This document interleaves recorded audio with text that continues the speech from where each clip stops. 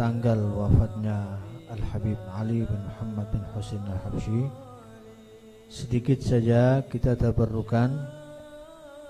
Kami ambilkan dari kitab Fuyudatul Bahril Mali tentang manaqib akhbar Sayyidina Al-Habib Ali bin Muhammad bin Husin Al-Habsyi radhiyallahu anhu wa nafa'ana bihi amin, yang disusun oleh Al-Habib Thaha bin Hasan As-Segaf,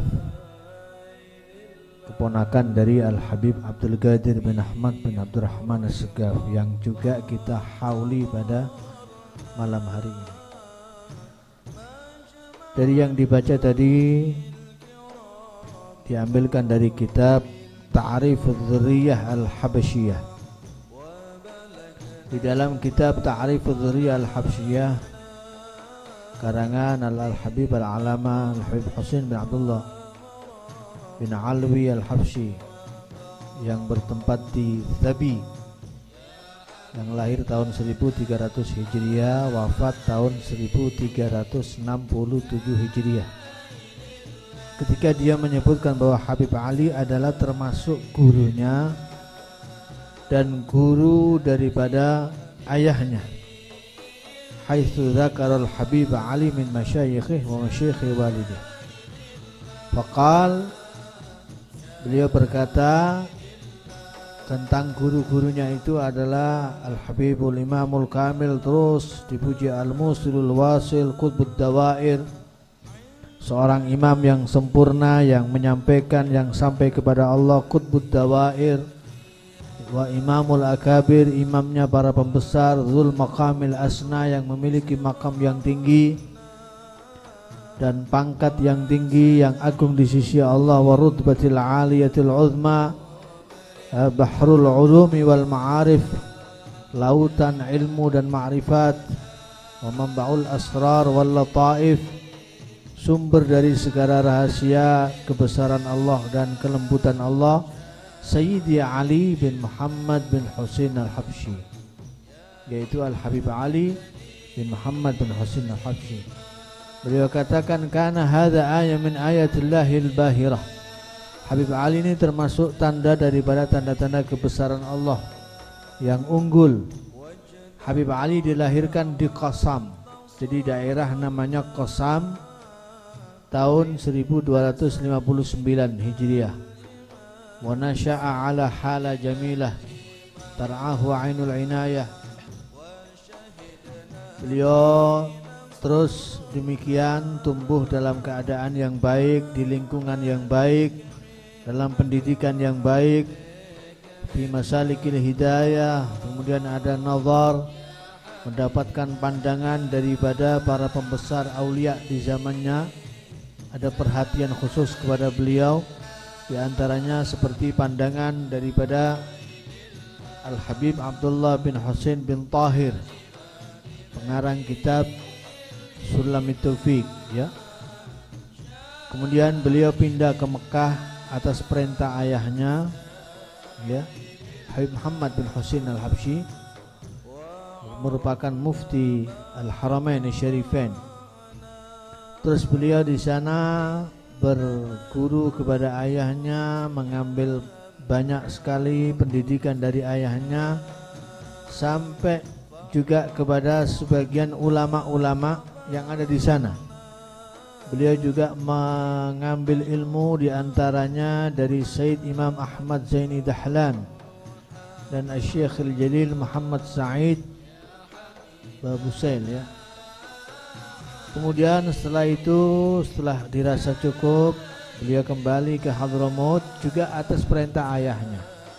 Jadi berangkat ke Mekah di perintah ayahnya, kembali ke Hadramaut juga di perintah ayahnya. Saya masih ingat waktu beliau di Mekah ini bersama saudaranya yang bernama Husin, ya. Habib Ali itu bilang waktu sering ke Masjidil Haram, awal-awal di Mekah itu sering ke Masjidil Haram.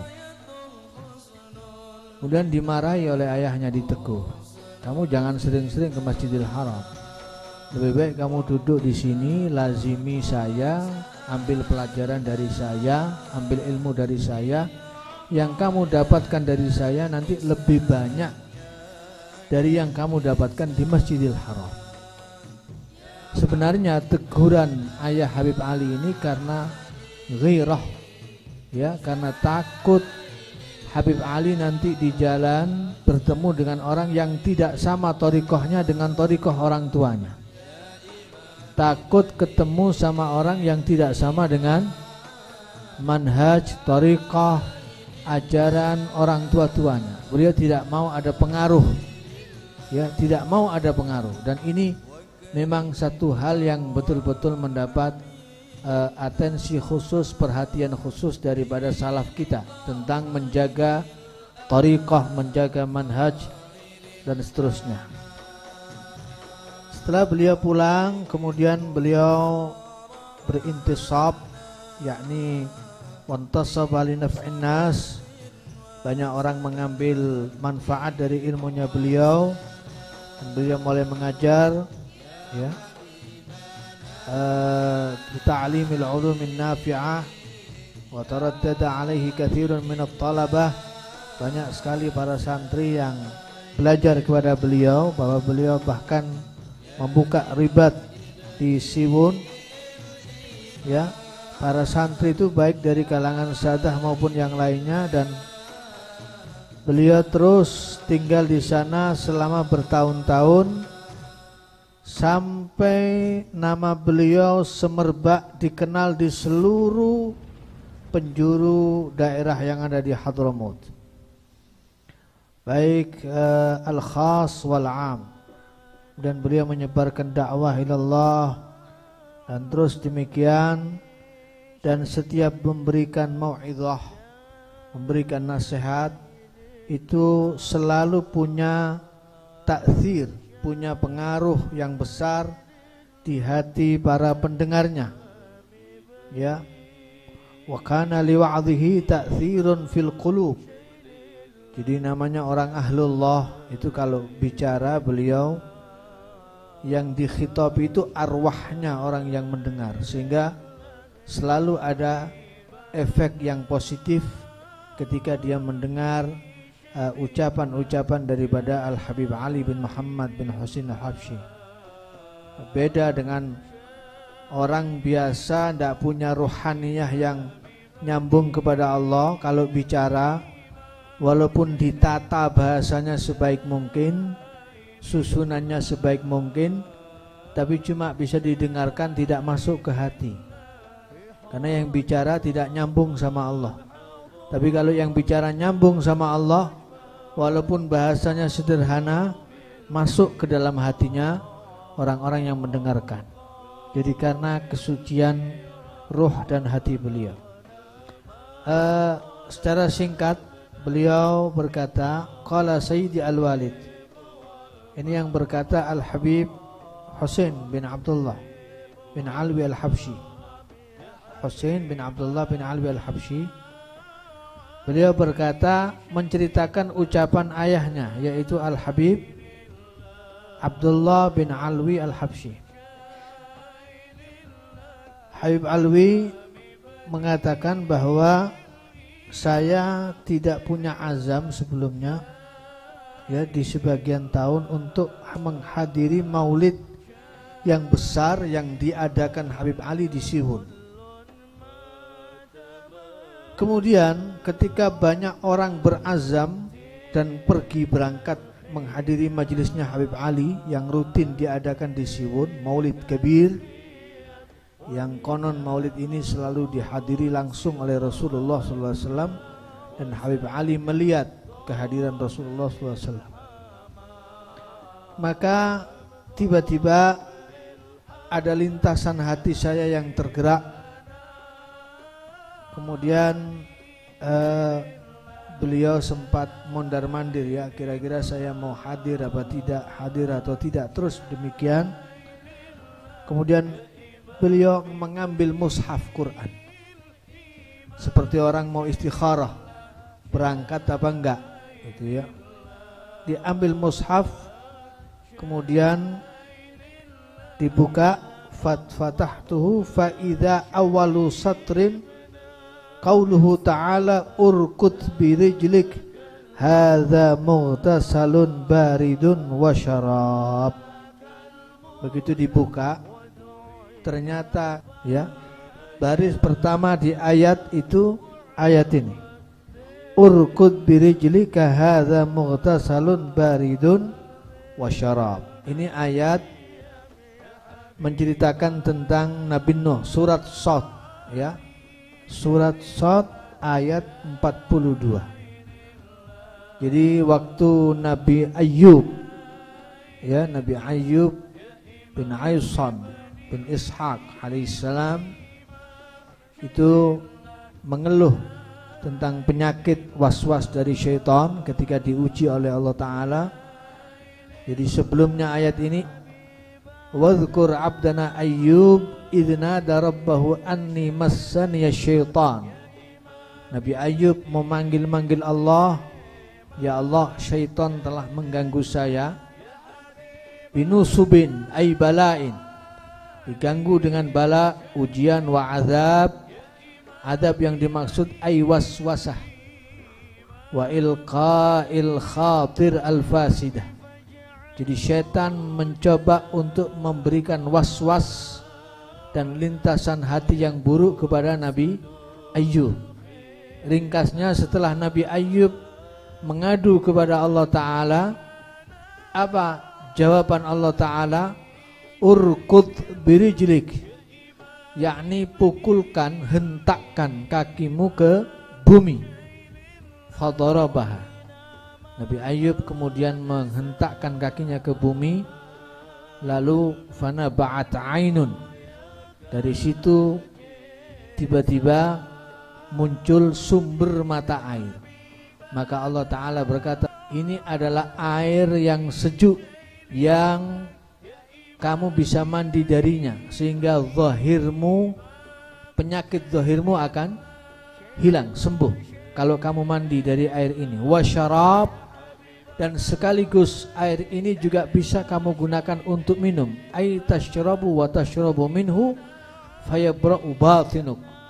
Maka dengan meminum itu penyakit batinmu akan sembuh. Jadi Allah Ta'ala menampakkan salah satu mukjizat dari bawah kaki Nabi Ayyub bisa keluar ainan baridatan thayyibah, sumber mata air yang sejuk dan baik, yang kemudian Nabi Ayyub mandi dan minum darinya, lalu disembuhkan dari semua penyakitnya, baik penyakit yang zahir maupun penyakit yang batin. Maka beliau tentu saja memaknai ini yang dimaksud perintah untuk hadir ke majelisnya Habib Ali Al-Habsyi, di mana majelis maulidnya Habib Ali itu ibarat mughtasalun baridun wasyarab, ibarat air yang sejuk yang bisa dibuat mandi sehingga menyembuhkan penyakit zahir kita, wasyarab, dan bisa diminum sehingga menyembuhkan seluruh penyakit-penyakit batin kita, penyakit-penyakit hati kita. Maka insyaallah berkat majlisil maulid malam hari ini, walaupun sederhana, mudah-mudahan ruhaniyah Habib Ali Al-Habsyi yang dari Siwon insyaallah nyambung ke sini, dan majlis ini menjadi obat penyembuh bagi kita. Kita keluar dari sini kemudian insyaallah sembuh, yang punya penyakit zahir, penyakit batin kita juga sembuh semuanya. Amin ya rabbal alamin. Terakhir sebagai pungkasan, ini menandakan betapa besarnya maqam Al-Habib Ali Al-Habsyi, masih dikatakan oleh Al-Habib Husain bin Abdullah bin Alwi Al-Habsyi, ketika kami ziarah ke Madinah Al-Munawwarah bersama ayah kami Abdullah, Al-Habib Abdullah, tahun 1329 Hijriah. Kami duduk suatu hari di Haram, ya, persis di depan makam Nabi fil muwajihatis syarifah. Kemudian ada salah satu penjaga hujrah nabawiyah, penjaga makam Nabi, juru kuncinya, datang duduk persis di hadapan ayah saya, kata beliau, di hadapan Habib Abdullah Habsyi. Kemudian bertanya si penjaga makam ini, penjaga makam Nabi ini, hal antum minas sadah, apakah kalian ini para sadah, para habaib? Dijawab, na'am, ya. Faqala lahu na'am. Faqala wa min Hadramaut, kalian datang dari Hadramaut? Dijawab, iya, kami datang dari Hadramaut. Kemudian ditanya lagi, hal ta'rifuna Sayyid Ali Al-Habsyi, apakah kalian kenal dengan orang yang bernama Sayyid Ali Al-Habsyi? Kemudian orang ini dijawab, faqala lahu na'am wa baladuna gharib min baladi, bukan hanya kenal, bahkan kota kami dekat dengan kotanya beliau Al-Habib Ali Al-Habsyi. Lalu orang ini mengatakan kembali, mengulangi pertanyaannya, billahi alaikum hal ta'rifuna, demi Allah sumpah, apakah kalian benar-benar mengenal orang bernama Sayyid Ali Al-Habsyi? Dan orang ini ketika mengatakan itu sambil meneteskan air mata, menangis. Dijawab, iya, kami mengenalnya. Maka orang itu bilang, tolong kalau kamu berjumpa dengan orang yang bernama Sayyid Ali Al-Habsyi, sampaikan salam kepada beliau dan ciumkan tangannya untuk saya. Jadi jabat tangannya, cium tangannya untuk saya, dan katakan kepada beliau, pelayanmu, khadamuk khazinul hujrah an-nabawiyah yas'aluka du'a, pelayanmu yang menjaga juru kuncinya hujrah nabawiyah minta doa kepada beliau Al-Habib Ali Al-Habsyi. Maka Habib Husain bilang, nu'addil amanah, kami akan jalankan amanah itu. Walakin akhbirna mata arafta hadha sayyid, tapi tolong beritahu kami, ceritakan kepada kami, sejak kapan kamu kenal yang bernama Al-Habib Al-Habsyi? Dan orang ini bilang, faqala wallahi ya sayyidi, demi Allah saya bersumpah, kata si penjaga makam Nabawi itu, saya ini melihat Habib Ali setiap hari ada di samping kakeknya, yaitu Nabi Muhammad SAW. Inni arahu kulla yawmin inda jaddihil Mustafa SAW fil hujrah, di dalam makam Nabawi. Setiap hari Habib Ali ada di situ, disaksikan oleh orang. Tapi saya tidak bisa mendekat kepada dia dalam keadaan itu. Kemudian orang ini untuk membuktikan dia kenal Habib Ali, bahwa yang dilihat itu Habib Ali, bukankah orangnya begini, rambutnya begini, kulitnya begini, kurang lebih bentuknya seperti ini. Semua yang diceritakan persis adalah ciri-ciri daripada Al-Habib Ali Al-Habsyi. Maka barulah Al-Habib Abdullah yakin bahwa ini betul-betul Al-Habib Ali Al-Habsyi. Dan setelah beliau kembali ke Hadramaut, Habib Ali bertemu dengan beliau di Tarim di satu majelis yang juga dihadiri oleh Al-Habib Ahmad bin Hasan Al-Attas. Maka Habib Ali tiba-tiba berkata kepada Habib Abdullah Al-Habsyi, Habib Abdullah belum cerita, Habib Ali langsung mukasyafah, langsung bilang, hal ra'aita sahibana khadimal hujrah, apakah kamu sudah ketemu, sudah melihat teman saya yang menjadi pelayan di Hujrah Nabawiyah? Qala na'am yusallimu alaikum, iya benar, orang itu menyampaikan salam kepada kamu dan meminta doa dari engkau. Kemudian diceritakanlah cerita yang dia alami bersama penjaga makam Nabawi tersebut, dan semuanya diceritakan. Habib Ali hanya yabtasim, Habib Ali senyum melihat cerita-cerita tersebut. Kemudian Habib Ahmad bin Hasan Al-Attas berkata, lamma ra'a ta'ajjubal hadirin wa istighrabahum istaghrabtum hadha wa huwa qalil fi haqqil akh Ali, hadha kulluhu amr sahl. Habib Ahmad bin Hasan Al-Attas melihat hadirin kok bengong, merasa heran dengan cerita ini, heran, kaget, kagum, merasa aneh, merasa heran. Apa ini mungkin? Kata Habib Ahmad bin Hasan Al-Attas, ini yang dialami Habib Ali ini baru sedikit. Ini qalil untuk orang sebesar Habib Ali Al-Habsyi makamnya. Dan ini semuanya hadza kulluhu amrun sahl. Ini hanya perkara yang mudah, kata Al-Habib Ahmad bin Hasan Al-Attas sebagai bentuk pujian beliau kepada Al-Habib Ali bin Muhammad bin Husain Al-Habsyi.